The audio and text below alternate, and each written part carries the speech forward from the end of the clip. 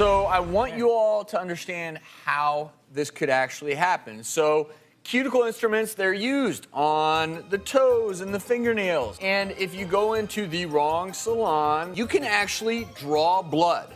And then the technician takes it, instead of it getting maybe cleaned properly, maybe it's not sterilized enough, then it's brought to the next patient or the next person who's going to use this equipment.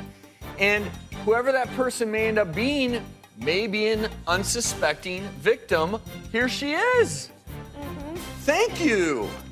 I think. So which one's the clean? Yeah. So let's theoretically say the person before you had a cut. Blood got on the instrument. It's not sterilized properly. You have a cut on your finger. While they're using the tool, they break open the skin. Someone else's blood potentially gets into your bloodstream.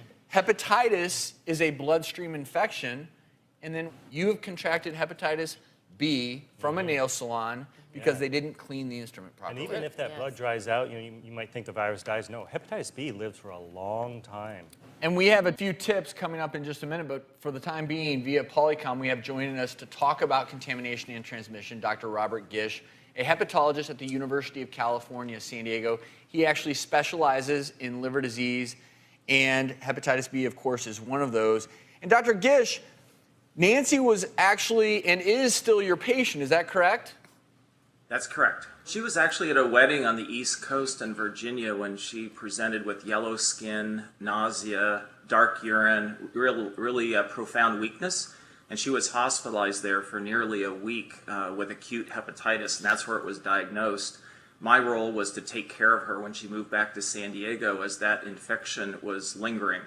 Of course, one way to protect yourself against hepatitis B is getting vaccinated for it. You mentioned her urine was very dark colored, one symptom of hepatitis. You mentioned jaundice, yellowing of her skin.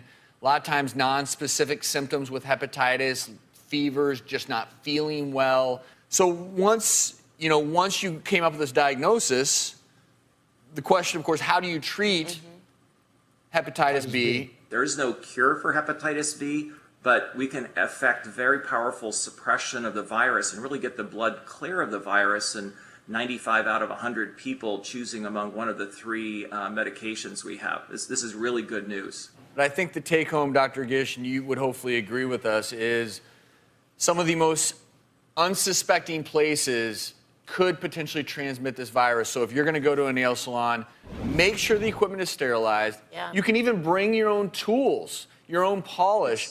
And if you have open cuts or wounds on your hand, that may be a day to skip the salon. Would you all agree with that? Absolutely. Yeah.